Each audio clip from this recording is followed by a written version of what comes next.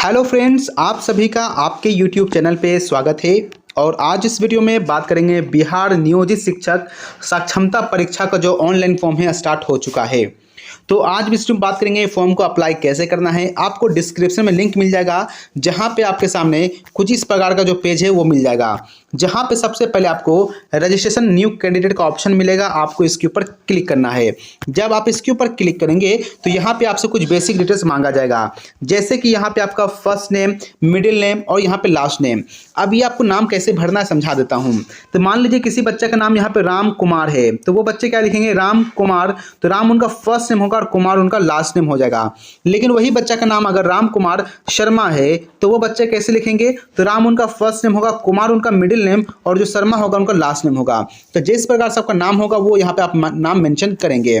इसके बाद यहाँ पे आपका जो ईमेल आईडी होता है वो आपको देना होगा। इसके बाद आपका जो मोबाइल नंबर है वो देना है और यहाँ पे आपको पासवर्ड बनाने के लिए कहा जाएगा। और ये पासवर्ड का इस्तेमाल कहाँ किया जाएगा, तो ये जब आप लॉगिन करेंगे इस फॉर्म भरने में तब आपका इस्तेमाल किया जाएगा, या अगर एडमिट कार्ड निकालेंगे तब भी इस पासवर्ड का इस्तेमाल किया जाएगा। पासवर्ड कैसे बनाना है तो समझ लीजिए, एक लेटर कम से कम कैपिटल होना चाहिए। तो यहाँ मैंने कैपिटल ई लिया। उसके बाद यहाँ पे कोई स्मॉल लेटर आपको लिख सकते हैं। तो जैसे मैंने यहाँ पर XAM, यहाँ मैंने एग्जाम्पल के तौर पर लिया XAM, यहाँ स्मॉल लिया। इसके बाद कोई एक नंबर ले लीजिए 1 2 करके, और उसके बाद @ हो, हैच हो, स्टार हो या डॉलर का साइन हो, जो भी स्पेशल कैरेक्टर है उसका इस्तेमाल करना है। जहाँ पे आपको 8 से 15 कैरेक्टर का पासवर्ड यहाँ पे बना लेना होगा।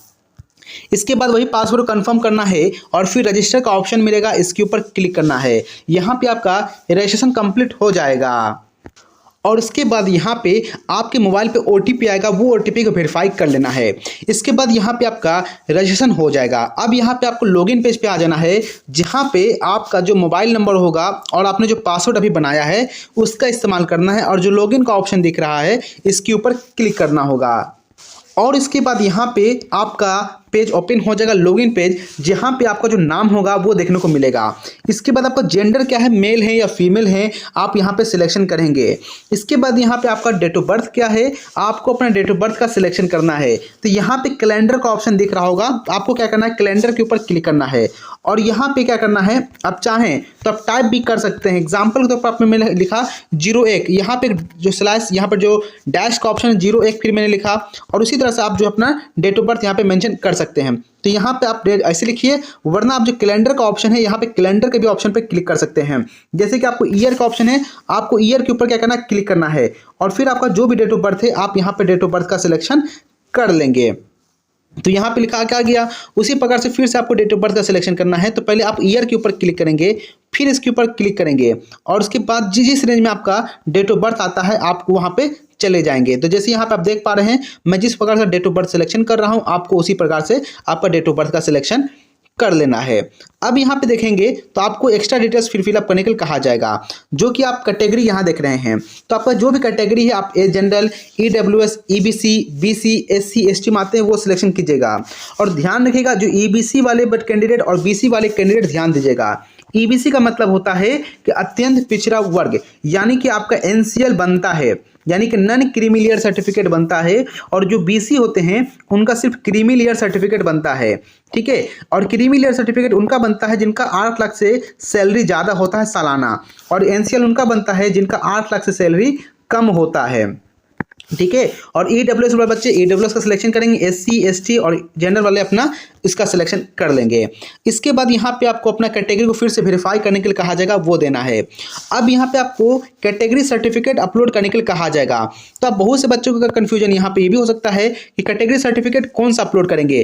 खासकर ABC वाले बच्चे और BC वाले बच्चे ध्यान देंगे कि अगर आपके पास जाति प्रमाण पत्र है तो आप वो भी अपलोड कर सकते हैं। अगर आपके पास नॉन क्रीमी लेयर सर्टिफिकेट है तो आप वो भी अपलोड कर सकते हैं। आपके पास जो भी है वो अपलोड करना है PDF फाइल में, और 1 MB से ज़्यादा नहीं होना चाहिए, यानी कि साफ सुथरा आपको अपलोड करना है। इसके बाद पूछेगा कि आप विकलांग हैं कि नहीं, यानी कि Do you belong to differently able candidate। तो यहाँ पे आपको यस और नो के ऊपर क्लिक करना है। अगर आप यस के ऊपर क्लिक करेंगे तो यहाँ पे आपको बताना होगा कि किस कैटेगरी में आपका यहाँ पर है। जैसे विजुअली है का मतलब आंख से प्रॉब्लम, हेयरिंग का मतलब सुनने में प्रॉब्लम, मेंटली का मतलब दिमाग से प्रॉब्लम है, और लोकोमोटर डिसेबिलिटी में जो आपका जो पैर हाथ जो कह सकते हैं कि अपाहिज होते हैं वो यहाँ पे देंगे। तो जो भी आपका है यहाँ पे सिलेक्शन करेंगे और उनके बाद डिफरेंटली एबल्ड सर्टिफिकेट जो होता है वो भी आपको अपलोड करना होगा। अगर नहीं है तो आप नो के ऊपर क्लिक करेंगे। अब यहाँ पे आपका फिर यहाँ पे आधार कार्ड नंबर जो होगा वो मेंशन करना है, जो सही सही होना चाहिए, और उसी आधार कार्ड को फिर से आपको अपलोड करना है। 1 MB से कम होना चाहिए, लेकिन साफ सुथरा होना चाहिए। तो आपको जो आधार कार्ड का आगे और पीछे वाला होता है उसको किसी साइबर कैफे में जाकर क्या कर सकते हैं, आगे पीछे स्कैन करवा के एक बार करवा लेंगे। अगर आपके घर में खुद है तो अपने से स्कैन करके रख सकते हैं।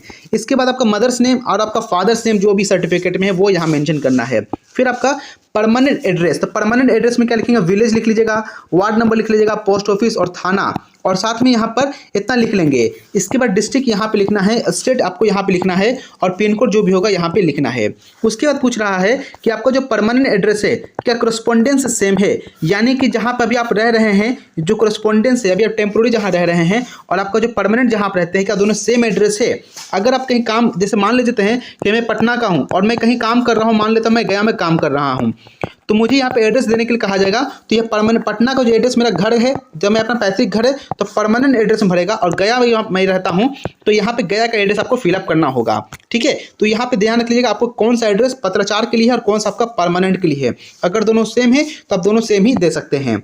इसके बाद टीचर की इन्फॉर्मेशन मांगा जा रहा है। इसमें पूछा गया टाइप ऑफ नियोजित यूनिट, यानी आप किस प्रकार के नियोजन इकाई का प्रकार है। पंचायत टीचर हैं, प्रखंड में आते हैं, जिला परिषद है, नगर पंचायत है, नगर परिषद है या नगर निगम है, जो भी आपका आता है उसका सिलेक्शन करेंगे। इसके बाद वर्तमान पोस्टिंग के नियोजन इकाई का नाम देना है, यानी कि नेम ऑफ नियोजन यूनिट ऑफ करंट पोस्टिंग। तो आपको पता होगा कौन सा नियोजन यूनिट में आपका करंट पोस्टिंग है, वो यहाँ पर लिखना है।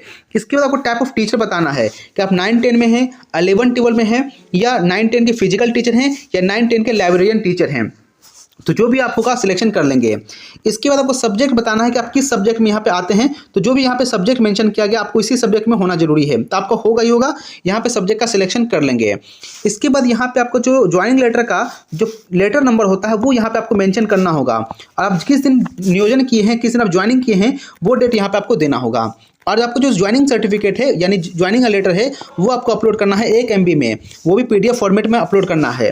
इसके बाद आपका जिस स्कूल में पढ़ा रहे हैं करंट पोस्टिंग आपका है, वहाँ का डाइस कोड होता है वो आपको देना होगा। उसके बाद करंट पोस्टिंग के स्कूल का नाम यहाँ मेंशन करना है। उसके बाद करंट पोस्टिंग में जहाँ आपका ब्लॉक है उस ब्लॉक का नाम लिखना है, और करंट पोस्टिंग डिस्ट्रिक्ट का नाम लिखना है, किस डिस्ट्रिक्ट में भी आप पढ़ा रहे हैं।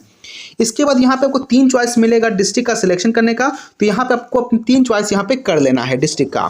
इसके बाद एजुकेशन क्वालिफिकेशन का डिटेल्स फिलअप करने के लिए कहा जाएगा, अभी आपको यहाँ मेंशन करना है। तो सबसे पहले मैट्रिक देगा, फिर आपके बाद इंटरमीडिएट, उसके बाद ग्रेजुएशन, और उसके बाद पोस्ट ग्रेजुएशन, और उसके बाद यहाँ पे आप देखेंगे तो जो भी डिटेल्स आप यहाँ पे देंगे।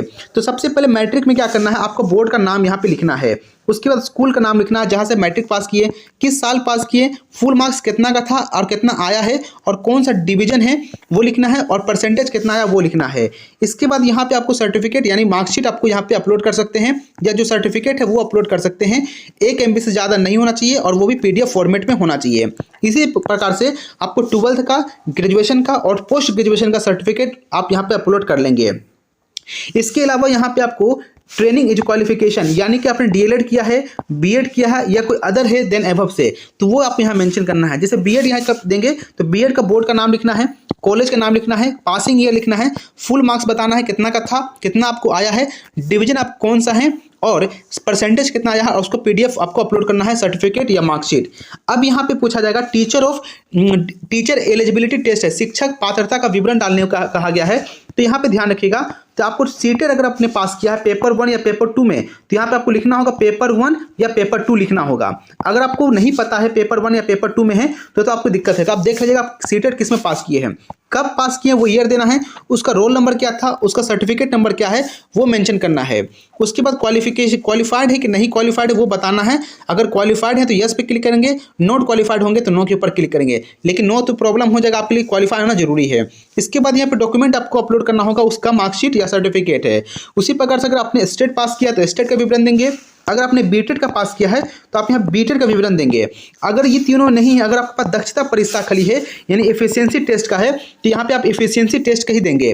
अब यहाँ पूछा जाएगा पेपर 1 या पेपर 2, तो आप देख लीजिएगा आपने किसमें दक्षता परीक्षा पास किया, पेपर 1 या पेपर 2 में है, कब पास किए हैं, फिर उसके बाद रोल नंबर क्या है, सर्टिफिकेट नंबर क्या है, फिर उसको अपलोड भी करना है। अब इसके बाद यहाँ पे करना है फोटो और सिग्नेचर आपको अपलोड करने के लिए कहा जाएगा। तो फोटो और सिग्नेचर ध्यान रखेंगे, लेटेस्ट फोटो साइज बोला गया है कि latest passport size photograph upload करना है जो कि 20 KB से 100 KB के बीच में होना चाहिए और जेपीजी फॉर्मेट में होना चाहिए। बैकग्राउंड लिखा गया व्हाइट बैकग्राउंड होना चाहिए और यहाँ पे साइज दिया गया। तो आपको यहाँ पे फोटो अपलोड करना है, उसी प्रकार से आपको सिग्नेचर भी अपलोड करना है। तो व्हाइट बैकग्राउंड होना चाहिए सिग्नेचर पे, यानी सादा पेज के ऊपर आपको साइन करके अपलोड करना है। ब्लू पेन या ब्लैक पेन जिससे भी आपको करना है वो कर सकते हैं। 10 से 50 KB के बीच में अपलोड करना है जेपीजी फॉर्मेट में। इसे अपलोड करने के बाद यहाँ पर आपको सब कुछ डिटेल देखना है तो प्रीव्यू का ऑप्शन मिलेगा। आप प्रीव्यू के ऊपर जब क्लिक करेंगे देख लेंगे कि आपके द्वारा जो डिटेल्स फिलअप किया गया वो सही है कि नहीं है। और अब यहाँ पे जो है आप पहले क्या करेंगे, सब डिटेल फिलअप करने के बाद सेव का ऑप्शन मिलेगा, सेव के ऊपर क्लिक करेंगे और उसके बाद यहाँ पे प्रीव्यू देखना चाहते हैं तो आपको प्रीव्यू के ऊपर क्लिक करना है। जब आप प्रीव्यू के ऊपर क्लिक करेंगे तो यहाँ पे आपको जो पूरा डिटेल्स है वो देखने को मिल जाएगा।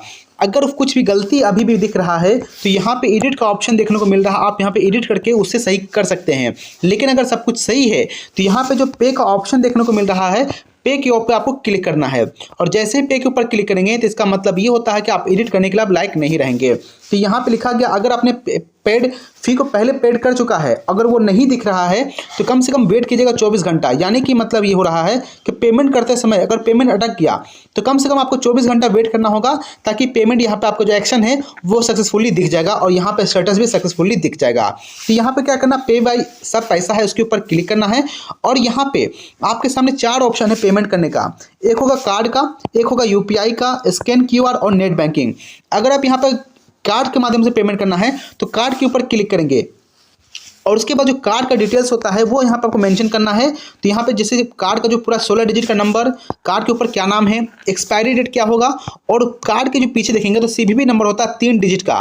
कार्ड के पीछे देखेंगे ब्लैक स्ट्रिप होता है, उसके पीछे में क्या होता है 3 डिजिट का नंबर होता है, वो यहाँ मेंशन करेंगे।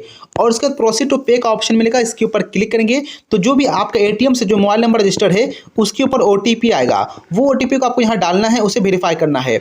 और जैसे ही OTP यहाँ पे वेरीफाई होगा आपका पेमेंट कटेगा, यहाँ पे ये पेज आपको है आपको फिर से होम पेज भेज देगा जहां पे आपका फॉर्म स्टार्ट किए थे। तो वहां से फिर आपको वहां पे प्रिंट एप्लीकेशन का ऑप्शन या एक्नॉलेजमेंट स्लिप या डाउनलोड रजिस्ट्रेशन फॉर्म का ऑप्शन मिल जाएगा। तो वहां पे प्रिंट वहां पे निकाल के रख लेंगे अपने पास फ्यूचर रेफरेंस के लिए।